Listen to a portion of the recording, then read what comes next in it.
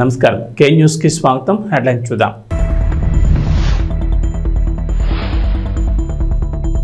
త్వరలో సర్పంచ్ ఎన్నికలు 3 దశల్లో ఎన్నికల నిర్వహణ రిజర్వేషన్ల విషయంలో ప్రభుత్వానిదే అంతిమ నిర్ణయం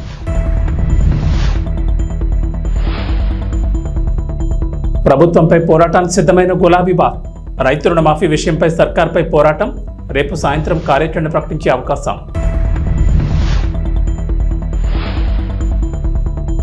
వన మహోత్సవం సందర్భంగా పవన్ కళ్యాణ్ సందేశం మరోసారి కోకో కార్పస్ మొక్కలపై డిప్యూటీ సీఎం అలర్ట్ ప్రజలెవరూ ఆ మొక్కలు నాటొద్దని సూచన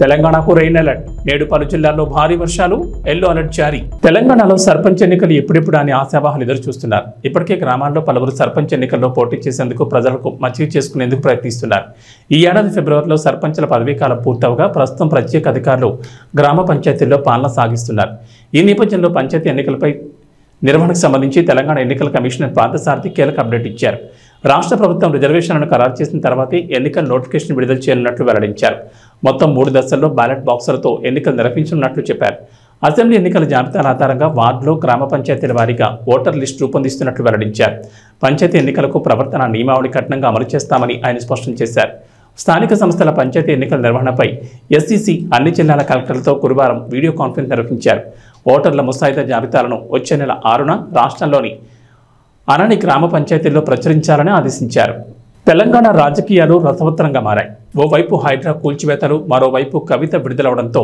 రాష్ట్ర రాజకీయాల్లో కీలక పరిణామాలు చోటు చేసుకుంటున్నాయి అయితే హైడ్రా కూల్చివేతల అంశం తెరపైకి రాకముందు వరకు రైతు రుణమాఫీ అంశం హాట్ టాపిక్గా ఉన్న విషయం తెలిసిందే రైతులకు పూర్తి స్థాయిలో రుణమాఫీ జరగలేదంటూ ప్రధాన ప్రతిపక్షమైన బీఆర్ఎస్ క్షేత్రస్థాయిలో ఆందోళన కూడా చేసింది కాగా స్వయంగా రైతైన గులాబీ బాస్ కేసీఆర్ కూడా అన్నదాతల కోసం రంగంలోకి దిగుతారనే వార్తలు వచ్చాయి కాగా ఇప్పుడు తన కుమార్తె కవిత కూడా జైలు నుంచి విడుదలవడంతో రెట్టింపు ఉత్సాహంలో గులాబీ బాస్ రంగంలోకి దిగేందుకు రంగం సిద్ధమైందని బీఆర్ఎస్ శ్రేణులు చెబుతున్నారు ఈ నేపథ్యంలోనే రాష్ట్రంలో పూర్తిస్థాయి రుణమాఫీ రైతు భరోసాపై ప్రజల్లోకి వెళ్లాలని బీఆర్ఎస్ అధిష్టానం నిర్ణయం తీసుకున్నట్లు తెలుస్తోంది ఈ పోరాటానికి కేసీఆర్ స్వయంగా రంగంలో దిగాలని నిర్ణయించుకున్నట్లు తెలుస్తోంది బీఆర్ఎస్ చేపట్టనున్న పోరాటంపై షెడ్యూల్ ప్రకటించే అవకాశం ఉన్నట్లు తెలుస్తోంది రాష్ట్ర వ్యాప్తంగా సభలు లేదా కార్నర్ మీటింగ్లు పెట్టి ప్రభుత్వ వైఫల్యాలను ఎండగట్టాలని ఇచ్చిన మాటను రేవంత్ సర్కార్ తప్పిందన్న విషయాన్ని ప్రజల్లోకి తీసుకెళ్లాలని కేసీఆర్ నిర్ణయం తీసుకున్నట్లు సమాచారం ఈ మేరకు ఆ కార్యాచరణకు సంబంధించి పూర్తి వివరాలు వెల్లడించే అవకాశం ఉంది ఆంధ్రప్రదేశ్ రాష్ట్రం దేశీయ మొక్కల పచ్చదనంతో కళకళలాడాలన్నారు డిప్యూటీ సీఎం పవన్ కళ్యాణ్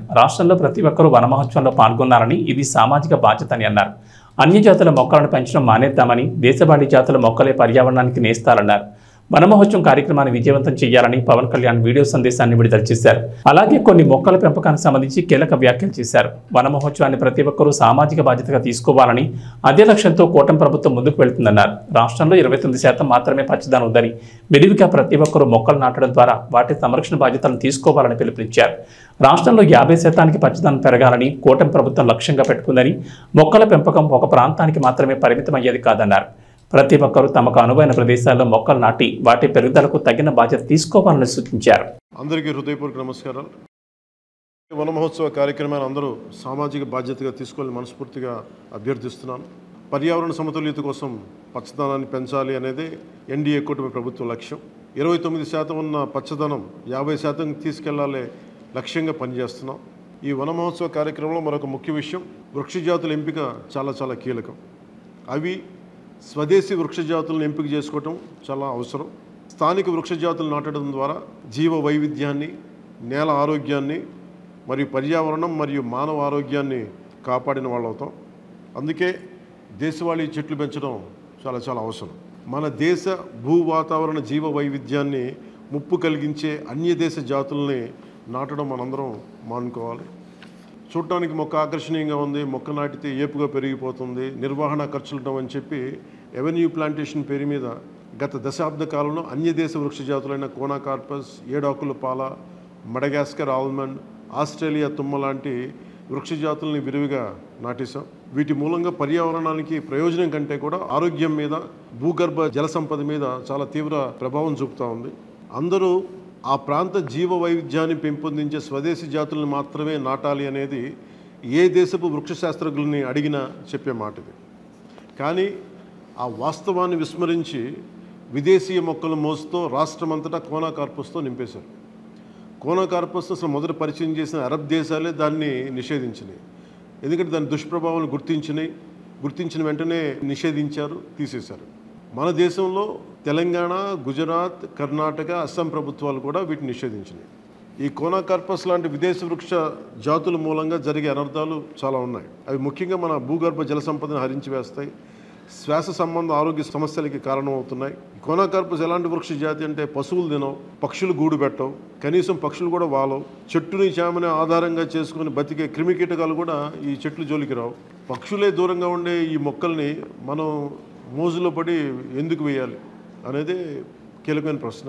అందుకే ప్రతి సంవత్సరం జూన్, జూలైతో మొదలై నవంబర్లోని కార్తీక సమారాధన వరకు కొనసాగే ఈ వన మహోత్సవ కార్యక్రమంలో మన స్వదేశీ జాతులైన జీవ ఇంధనంగా ఉపయోగపడే కానుగ, వేప, చింత, ఉసిరి, శ్రీగంధం, ఎర్రచందనం, రావి, మర్రి, రేల, దిరిసెన, సీత, అశోక, మారేడు, నేరేడు, దేవకాంచనం, తెల్లమద్ది, మామిడి, కదంబం, జమ్మి, వెలగ, సీతాఫలం ఇలాంటి ఇంకా ఎన్నో మన జాతుల మొక్కల్ని నాటాలని అందరినీ అభ్యర్థిస్తున్నాం, కోరుకుంటున్నాం. 29% ఉన్న మన పచ్చదనాన్ని 50% తీసుకెళ్లే లక్ష్యంగా చంద్రబాబు నాయుడు గారి నాయకత్వంలో కూటమి ప్రభుత్వం పనిచేస్తుంది. అందరం కలిసి పచ్చదనాన్ని పెంచుకుందాం, పర్యావరణాన్ని కాపాడుకుందామని తెలియజేసుకుంటూ జై హింద్. 10 రూపాయల నాణ్యం చెల్లదనే అపోహ చాలా మందిలో ఉంది. దీనిపై దేశవ్యాప్తంగా విస్తృతంగా ప్రచారం కూడా జరుగుతోంది. దీంతో చిరు వ్యాపారులు మొదలుకొని పెద్ద వ్యాపారుల వరకు 10 రూపాయల నాణ్యాలు తీసుకోవడం లేదు. కొన్ని ప్రభుత్వ సంస్థలు కూడా 10 రూపాయల నాణ్యాలు తీసుకోకుండా అభ్యంతరాలు తెలుపుతున్నాయి. దీంతో రంగంలో దిగిన ఆర్బీఐ 10 రూపాయల నాణ్యం చెల్లుతుందని ప్రకటన చేయాల్సి వచ్చింది. అయినా దానిపై ఉన్న అపోహ పోవడం లేదు. తెలంగాణ ఆర్టీసీ బస్సుల్లోనూ కొందరు కండక్టర్లు 10 రూపాయల నాణ్యం తీసుకోవడం లేదు. ఈ విషయంపై పలువురు ప్రయాణికులు టీజీఎస్ ఆర్టీసీ యాజమాన్యానికి ఫిర్యాదు చేశారు. నేపథ్యంలో ఆర్టీసీ యాజమాన్యం కండక్టర్లతో పాటు ఎగ్జిక్యూటివ్ డైరెక్టర్, డిపో మేనేజర్లకు కీలక ఆదేశాలు జారీ చేశారు. బస్సుల్లో ప్రయాణికులు ఇచ్చే 10 రూపాయల నాణ్యాలు తీసుకోవాలని ఆర్టీసీ కండక్టర్లను ఆదేశించారు. 10 కాయిన్ను ఆర్బీఐ ఉపసంహరించుకోలేదని, ఆ కాయిన్కు చట్టబద్ధత ఉన్నందున ఎటువంటి అభ్యంతరాలు వ్యక్తం చేయకుండా తీసుకోవాలని ఆదేశాలు జారీ చేశారు. పిఠాపురం మహిళలకు డిప్యూటీ సీఎం పవన్ కళ్యాణ్ పంపించిన స్పెషల్ గిఫ్ట్లు పంపిణీ చేశారు. శ్రావణ మాసం చివరి శుక్రవారం పిఠాపురంలోని శక్తిపీఠం శ్రీ పురోహితిక అమ్మవారి ఆలయంలో సంప్రదాయబద్ధంగా వరలక్ష్మి వ్రత పూజలు నిర్వహించారు. వ్రతంలో పాల్గొన్న ఆడపడుచులకు స్థానిక MLA, deputy CM Pawan Kalyan సొంత ఖర్చులతో పంపిన పసుపు, కుంకుమ, చీరలు అందజేశారు. పవన్ తరపున ఆయన వదిన, జనసేన పార్టీ రాష్ట్ర ప్రధాన కార్యదర్శి నాగబాబు సతీమణి పద్మజ, ఎమ్మెల్సీ పిడుగు హరిప్రసాద్ పంపిణీ చేశారు. వరలక్ష్మి వ్రతంలో పాల్గొన్న ఆడపడుచులందరికీ పసుపు, కుంకుమ, చీరలు కానుక అందజేశారు. కొణిదెల పద్మజ ప్రతి ఒక్కరిని ఆప్యాయంగా పలకరిస్తూ బొట్టు పెట్టి మరీ సారి అందించారు. పురోహితిక అమ్మవారి సామూహిక వరలక్ష్మి వ్రతం నిర్వహించారు. పిఠాపురం ఆడపడుచులతో కలిసి పద్మజ వరలక్ష్మి వ్రతం ఆచరించారు. వేద పండితుల మంత్రోచ్చారణతో ఘనంగా వరలక్ష్మి వ్రతాన్ని నిర్వహించారు. సామూహిక వరలక్ష్మి వ్రతాల నేపథ్యంలో ఉదయం 5 గంటల నుంచి పురోహితిక అమ్మవారి ఆలయం వద్ద భక్తులు బారులుతీరారు. వందలాదిగా తరలివచ్చి భక్తి శ్రద్ధలతో వ్రతం ఆచరించారు. భక్తుల రద్దీ ఎక్కువగా ఉండడంతో 3 బ్యాచ్లుగా వ్రతాలు నిర్వహించే విధంగా ఆలయ అధికారులు ఏర్పాట్లు చేశారు. ఆలయ ఈవో భవానీ ఏర్పాట్లను పర్యవేక్షించారు. కృష్ణా జిల్లా గుడివాడ సమీపంలోని గుడ్లవల్లేరు ఇంజనీరింగ్ కాలేజీలో సీక్రెట్ కెమెరాల వ్యవహారం కలకలం రేపింది. గర్ల్స్ హాస్టల్ వాష్రూమ్లలో హిడెన్ కెమెరాలు పెట్టారంటూ విద్యార్థులు అర్ధరాత్రి ఆందోళన దిగారు. బాధ్యులపై కఠిన చర్యలు తీసుకోవాలంటూ నినాదాలు చేశారు. వాష్రూమ్లలో హిడెన్ కెమెరాలు ఏర్పాటు చేసి విద్యార్థుల వీడియోలను రికార్డ్ చేస్తున్నట్లు వారు ఆరోపిస్తున్నారు. బీటెక్ ఫైనల్ ఇయర్ విద్యార్థిపై ఇదంతా చేస్తున్నాడని, ఆ వీడియోలను అమ్ముతున్నాడంటూ సంచలన వ్యాఖ్యలు చేశారు. అక్కడితో ఆకుండా అందరూ కలిసి అతడిపై దాడికి ప్రయత్నించారు. ఈ విషయం తెలుసుకున్న పోలీసులు అక్కడికి చేరుకున్నారు. విద్యార్థులకు నచ్చజెప్పి ఆందోళన విరమించారు. ఈ హిడెన్ కెమెరాల వీడియోల వ్యవహారంలో ఆరోపణలు ఎదుర్కొంటున్న ఫైనల్ ఇయర్ విద్యార్థిని పోలీసులు అదుపులోకి తీసుకుని ప్రయత్నిస్తున్నారు. ఆ విద్యార్థి ల్యాప్టాప్, మొబైల్ పోలీసులు స్వాధీనం చేసుకున్నారు. అయితే ఫైనల్ ఇయర్ విద్యార్థికి మరో విద్యార్థిని సహకరిస్తూ వాష్రూమ్లలో కెమెరాలు ఏర్పాటు చేసినట్లు విద్యార్థులు ఆరోపిస్తున్నారు. ఇలా శుక్రవారం తెల్లవారుజామున 3:30 వరకు ఇంజనీరింగ్ కాలేజీలో హైడ్రామా నడిచింది.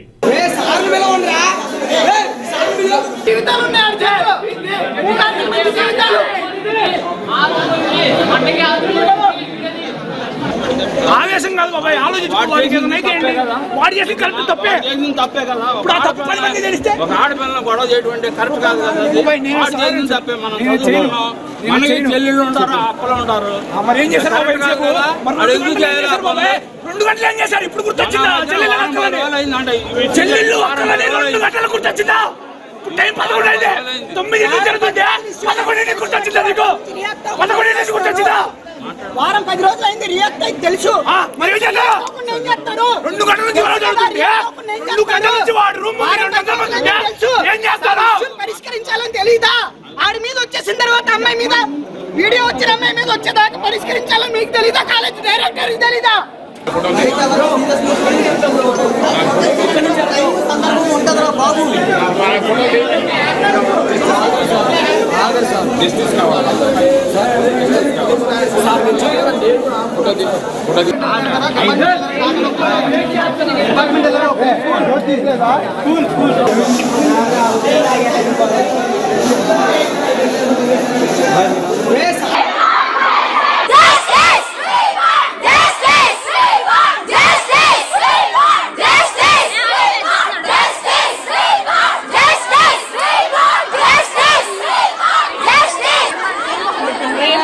మాట్లాడటానికి ఏమన్నా ఉండాలి కదా, సర్వీస్ వెళ్ళిపోతారు.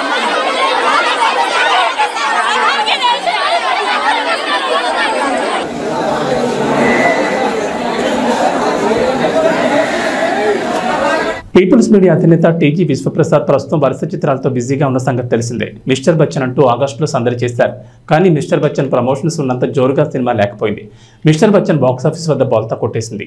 మినిమం కలెక్షన్లు కూడా రాబట్టలేకపోయింది. పైగా దారుణంగా ట్రోలింగ్ గురైంది. ఇక ఈ మూవీ తమకు నష్టాలను తెచ్చిపెట్టిందని నిర్మాత టీజీ విశ్వప్రసాద్ నేరుగానే చెప్పేస్తున్నారు. తాజాగా Sri Vishnu swag teaser launch ఈవెంట్లో టీజీ విశ్వప్రసాద్ మాట్లాడిన మాటలు వైరల్ అవుతున్నాయి. రీసెంట్గా తాము చేసిన ప్రాజెక్ట్ అంతగా ఆడలేదని, కానీ మనమే సినిమా మంచి ప్రాజెక్ట్గా నిలిచిందని, లాభాలు వచ్చాయని అన్నాడు. పైగా తన నష్టాలన్నీ కూడా రాజాసాబ్తో పోతాయని, వచ్చే ఏప్రిల్లో రాజాసాబ్ ఆడియన్స్ ముందుకు వస్తుందని అన్నాడు. ఇక స్వాగ్ గురించి దర్శకుడు అజిత్ గోలీ చక్కగా వివరించారు. ఇంతవరకు ఈ కాన్సెప్ట్ మీద సినిమా రాలేదన్నారు. జెండర్ వార్ మీద ఈ మూవీని తీశానని అన్నారు. ఈ ఏడాదిలో చాలా సినిమాలు వచ్చాయని, ఇంకా చాలా చిత్రాలు వస్తాయని అన్నారు. కానీ ఈ స్వాగ్ మూవీ మాత్రం అలా నిలిచిపోతుందని చెప్పుకొచ్చారు. శ్రీ విష్ణు అజిత్ గోలీ కాంబోలో రాజరాజ చోర చిత్రం వచ్చింది. ఆ సినిమా బాక్సాఫీస్ వద్ద మిక్స్డ్ రిజల్ట్ను రాబట్టిన సంగతి తెలిసిందే. కానీ ఈసారి స్వాగ్తో అందరినీ ఆకట్టుకునేలా కనిపిస్తోంది. స్వాగ్ సినిమాకు Sri Vishnu looks, acting plus అయ్యేలా కనిపిస్తోంది. ఇక పీపుల్స్ మీడియా ఫ్యాక్టరీకి ఈ మూవీ కలిసి వచ్చేలానే ఉంది. ప్రభాస్ రాజాసాబ్ సినిమా స్టార్టింగ్ తెలుగు వారికి అనుకున్నా కూడా ఇప్పుడు అన్ని భాషల్లోకి తీసుకొస్తున్న సంగతి తెలిసిందే. పెద్ద పెద్ద సెట్లతో భారీ స్థాయి VFXతో సినిమాను ప్లాన్ చేసిన సంగతి తెలిసిందే. అందరు నమస్కారం అండి. సో అసిత్ అండ్ శ్రీ విష్ణుతో కలిసి మేము ఆల్రెడీ ఒక మూవీ రాజరాజ చోర Chora. So this our second movie. So ఇందాక అసిత్ చెప్పినట్టు ఇది డెఫినెట్గా అంటే ఒక కంటెంట్ డ్రివెన్ వెరైటీ మూవీ అండి. అంటే I have grown up watching Kamal Haasan గారి మూవీస్. సో మీకు కమల్ హాసన్ ఇంద్రుడు చంద్రుడు కానీ, మైకల్ మదన్ కమరాజ్ కానీ, అలా కొన్ని సినిమాల్లో మీరు ఆయన యాక్టింగ్ని ఎలా ఇన్ఫ్లుయెన్స్ అవుతారో you can get the same experience ఈ మూవీ చూస్తే. అంటే సో నేను దీని గురించి ఎక్కువ చెప్పకూడదు, బట్ డెఫినెట్గా మీకు సినిమా చూస్తే అది అర్థమవుతుంది. సో మేము ఒక మంచి వెరైటీ కంటెంట్ ఎంటర్టైనర్ డెలివర్ చేస్తామని అనుకుంటున్నామండి. Thank you. మీరు చెప్పండి, ఆడవాళ్ళు గొప్ప మగవాళ్ళు గొప్ప, ముందుకు రారా? అంటే ఆడవాళ్ళు గొప్పలా ఫీల్ అయ్యి చేయించే మగవాళ్ళు గొప్ప.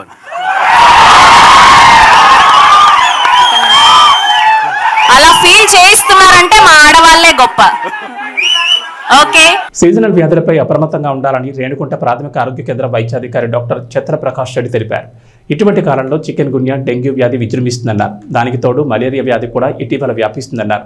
చికెన్ గున్యా, డెంగ్యూ వ్యాధి మంచినీటిలో లార్వాలు ఉత్పత్తి అవుతాయన్నారు. మలేరియా మురికి నీటిలో దోమలు ఉత్పత్తి క్యూలెక్స్ దోమ కొట్టడం వల్ల ఈ వ్యాధి వస్తుందన్నారు.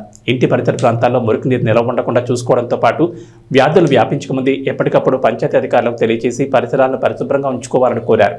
ఇటీవల కాలంలో ఫ్లూ జ్వరాలు వస్తున్నాయని, వాటికి భయపడాల్సిన పని లేదని, వేడి నీళ్ళు ఎక్కువగా తీసుకోవడంతో పాటు ఐస్ క్రీమ్ లాంటివి తీసుకోకుండా ఉండాలని సూచించారు. జ్వరము, దగ్గు ఉంటే అలాంటి వారి దగ్గర 6 అడుగులు దూరంగా ఉండడంతో పాటు మాస్క్ లాంటివి ధరిస్తే ఎంతగానో ఉపయోగం ఉంటుందన్నారు. ప్రభుత్వ ఆసుపత్రుల్లో అన్ని రకాల మందులు అందుబాటులో ఉన్నాయని, దానికి తోడు అన్ని రకాల వైద్య పరీక్షలు ఉచితంగా చేయడం జరుగుతుందన్నారు. డెంగ్యూ లాంటి జ్వరాలకు పరీక్షలు నిర్వహించి 50,000 వరకు ప్లేట్లెట్స్ తగ్గినా కూడా వారికి మెరుగైన వైద్యం అందించడంతో పాటు వారికి పరీక్షలు ప్రభుత్వంలో నిర్వహించడం జరుగుతుందన్నారు. ప్రైవేట్ హాస్పిటల్కి వెళ్లి వేలకు వేలు లక్ష రూపాయలు ఖర్చు చేసుకోవాల్సిన అవసరం లేదన్నారు. ప్రతి ఒక్కరూ వ్యాధులపై అవగాహన కలిగి ఉండాల్సిన అవసరం ఎంతైనా ఉందన్నారు. నా పేరు డాక్టర్ టి చంద్రప్రకాష్ రెడ్డి. నేను రేణుగుంట మండల వైద్యాధికారిని. ఈ రోజులలో మనకి ఈ సీజనల్ డిసీజెస్ మెయిన్ ఎక్కువ అవుతూ ఉన్నాయి, మన ఎక్కువగా చూస్తున్నాము. ఇందులో మెయిన్గా ఫుడ్లో చికెన్ గునియా, డెంగ్యూ ఇవి ఎక్కువగా కనపడుతూ ఉన్నాయి. ప్లస్ వీటితో పాటు అంటే ఇంకా మలేరియా కూడా స్టార్ట్ అవుతుందని మన పేపర్లలో చూస్తున్నాము. ఈ డెంగ్యూ, ఈ చికెన్ గునియా మాత్రము మెయిన్ ఏంటంటే మంచినీటిలోనే లార్వాలు ఉత్పత్తి చేస్తాయి. అవి only evening time and morning time మాత్రమే దోమలు మనకు పుడతాయి, ఆ దోమల ద్వారా వస్తాయి. మన అందరూ ఇండ్లలో డొమెస్టిక్ లెవెల్ అంటే ఇంటి లోపల అంటే చిన్న చిన్న వస్తువులలో నీళ్లు వారం రోజులు నిల్వ ఉండకుండా చూసుకోవాలి. టైర్లు కానీ, చిప్పలు, ఎగ్జాంపుల్ ఏదన్నా ప్లేట్లు, కప్పులలో ఈవెన్ ఐస్ క్రీమ్ కప్పుల్లో కూడా వారం రోజులు నీళ్ళు ఉంటే గుడ్డు పోయి పెట్టేదానికి ఉంటుంది. అంటే మంచి నీళ్ళల్లో మాత్రమే లార్వాలు ఉత్పత్తి అవుతూ ఉంటాయి. కాబట్టి ఈ డెంగ్యూ, చికెన్ గునియా రాకూడదు అనుకుంటే మన ఇంట్లో మెయిన్ మన ఇంటి సరౌండింగ్లో వర్షం నీళ్ళు కానీ ఏదైనా కానీ డొమెస్టిక్ లెవెల్లో మనము కంప్లీట్గా పోసేయాలి. అంటే వారం రోజుల తర్వాత నీళ్లు వాడకూడదు అనేది ఒకటి పెట్టుకుని, అందుకే మన యొక్క గవర్నమెంట్ ఫ్రైడే డ్రైడే కార్యక్రమాన్ని పెట్టింది. అంటే ఎవ్రీ ఫ్రైడే అంటే వారానికి ఒక రోజు, ఫ్రైడే రోజు ఎంటైర్ మన ఇంట్లో ఉండే వస్తువులన్నింటినీ మనము దాంట్లో నిల్వ ఉండే వాటన్నిటిని మనం బయట పోసామని చెప్పి గవర్నమెంట్ మనకి ఫ్రైడే డ్రైడే అనే ఒక కార్యక్రమాన్ని పెట్టింది. మీరు దయచేసి అందరి ఇళ్లలో కూడా ఇలాంటి నిల్వ వారానికి మించి నీళ్ళు నిల్వకుండా చూసుకుంటే మన ఇంట్లో అంటే ఎడిస్ దోమలు అంటే పెద్దవి కనపడతా ఉంటాయి, అవి లేకుండా ఉంటాయి. ఈ మళ్ళీ ఇవి మలేరియా అనేది అంటే డస్ట్ వాటర్లలో, డ్రైనేజ్ వాటర్లలో మలేరియా అంటే చెడు వాటర్లలో మాత్రమే అది గుడ్లు పెడుతుంది. మలేరియా కానీ క్యూలెక్స్ దోమలు అంటే ఫైలేరియాకి. అలాంటి వాటిని మన యొక్క పంచాయతీ అధికారులు మరియు మన యొక్క శానిటరీ అధికారులు కానీ చెప్పి అవి క్లీన్ చేయించుకుంటా ఉంటే మనకి ఈ మలేరియా, డెంగ్యూల మీద ఖర్చు భారం అన్ని తగ్గుతుంది. ప్లస్ రాకుండా ఉంటాయి. ఈవెన్ ఇప్పుడు మనము ఒక డెంగ్యూ కేసు వచ్చింది అనుకోండి, దానికి వారం రోజులు ట్రీట్మెంట్ తీసుకోవాల్సిన స్థితి వస్తుంది. ప్లేట్లెట్ తగ్గిందా, దానికి మనం ఎంతో ఖర్చు పెట్టాలి. దాదాపుగా 5 lakhs 6 lakhs వరకు కూడా ఇప్పుడు ఖర్చు అవుతా ఉన్నది హాస్పిటల్స్ని బట్టి. కాబట్టి మనం దాన్ని వీలైన కాడికి మన చేతుల్లో ఉండేది కాబట్టి మనం దాన్ని నిర్మూలించుకోగలగాలని నేను కోరుకుంటున్నాను. ఇంక ఈ ఫ్లూస్ ఉంటాయి, ఈ వర్షాకాలం వస్తుంది కాబట్టి ఫ్లూ ఫీవర్స్ అనేసి మనకి ఫ్లూ ఫీవర్స్ ఎక్కువ వస్తుంటాయి. ఈ ఫ్లూ ఫీవర్స్ ని మెయిన్ హాట్ వాటర్ బాగా తీసుకోవడం వల్ల, కొంచెం వేడి నీళ్ళు, ప్లస్ ఈ యొక్క మనకి ఎక్కడ బయట కానీ కూల్గా ఉండేటివి ఐస్ క్రీములు కానీ ఎగ్జాంపుల్ అలాంటివి వీలైన కాడికి చలికాలం అవాయిడ్ చేయాలి కూల్ వాటర్ని. ఇంకా ఏదన్నా అయితే ఒక మనిషిని ఒకరికి జ్వరం ఉందా, జ్వరం ఉందా, వీలైన కాడికి 6 అడుగుల దూరంలో బాగా 6 అడుగుల దూరంలో మెయింటైన్ చేస్తే మనకి రాకుండా ఉంటుంది. వచ్చిన వాళ్ళకి మాస్క్ అలాంటివి వాడితే మిగతా వాళ్ళకి రాకుండా కూడా స్ప్రెడ్ చేయడం ఆపచ్చు ఈ ఫ్లూ వైరస్ని. అంటే కరోనా అలాంటివి కూడా ఫ్లూ వైరస్సే. ఇలా ఇన్ఫ్లుయెంజా ఇలాంటివన్నీ కూడా కొత్తగా ఫ్లూస్ వస్తూ ఉంటాయి. అంటే ప్రతి ఎవ్రీ మంత్ ఫ్లూస్ అనేది కామన్గా ఈ క్లైమేట్ బట్టి వస్తుంటాయి. వాటిని కూడా వీలైన కాడికి ఐసోలేషన్, ఒక పేషెంట్కి వచ్చింది వాటిని కొంచెం ఐసోలేషన్ చేస్తే ఇళ్ళల్లో ఇంకెవరికి రాకుండా ఉంటుంది. కాబట్టి దయచేసి ఇలాంటి నివారించే పద్ధతుల్ని మనము చేసుకోవచ్చు. ఒక జబ్బు వచ్చినాక మళ్ళీ మేము వాటి మీద మనకు గవర్నమెంట్ అన్ని రకాల వైద్య సేవలు ఉన్నాయి. కాబట్టి ఇక్కడ మనకి టెస్టులు కూడా అన్నీ ఉన్నాయి, అన్ని రకాలుగా. ఈవెన్ డెంగ్యూ టెస్ట్కి కానీ సంబంధించిన దానికి కానీ ప్లేట్లెట్ కౌంట్లు కానీ ప్రతి ఒక్క పిఎస్సిలోను ప్రతి ఒక్క మండలంలోనూ ఉన్నాయి. కాబట్టి కాబట్టి ఎవ్రీ ఆల్టర్నేట్ డే అంటే ఈ రోజు చేసుకుంటే రేపు ఎల్లుండి ప్లేట్లెట్ కౌంట్ అట్లా చేస్తాము. ఒకవేళ ప్లేట్లెట్ కౌంట్ మినిమం 50,000 వరకు వచ్చినా కానీ రికవర్ అయ్యే ఛాన్సెస్ ఈజీగా ఉంటుంది. లిక్విడ్స్ బాగా తీసుకోవడము, ఓఆర్ఎస్ అలాంటి బాగా తాగడము. అంటే వైరల్ ఫీవర్లలో డీహైడ్రేషన్ కాకుండా అంటే నీళ్లు బాగా తాగుతాం, డీహైడ్రేషన్ అంటే లిక్విడ్స్ బాగా తీసుకుంటా ఉంటే ఫీవర్ ఎక్కువ వస్తుంటుంది. 102, 103 టెంపరేచర్లు వస్తూ ఉంటాయి. కాబట్టి మనకి డీహైడ్రేషన్ ఎక్కువ అయ్యే ఛాన్సెస్ ఉంటుంది. అది రాకుండా మనము వాటర్ ఫుల్ తీసుకుంటా ఉంటే డీహైడ్రేషన్ కొంచెం వరకు కవర్ అయిందంటే ఆటోమేటిక్గా మన బాడీనే దాని యొక్క రెస్పాన్స్ వచ్చేస్తుంది మన బాడీ.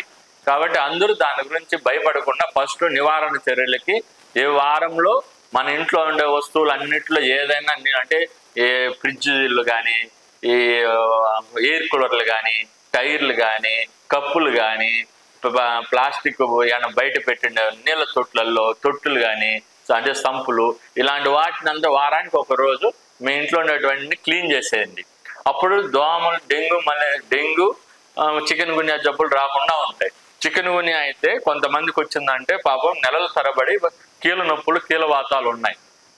కాబట్టి మీరు దయచేసి అందరూ ఇలాంటి పాటిస్తారనేసి నేను కోరుకుంటున్నాను మా మెడికల్ డిపార్ట్మెంట్ తరఫున.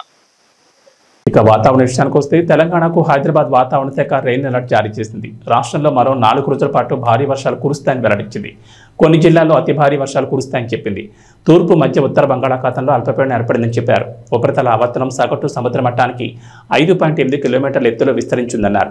పైకి వెళ్లే కొద్దీ దక్షిణం వైపు వంగి ఉందని వాతావరణ శాఖ వెల్లడించింది.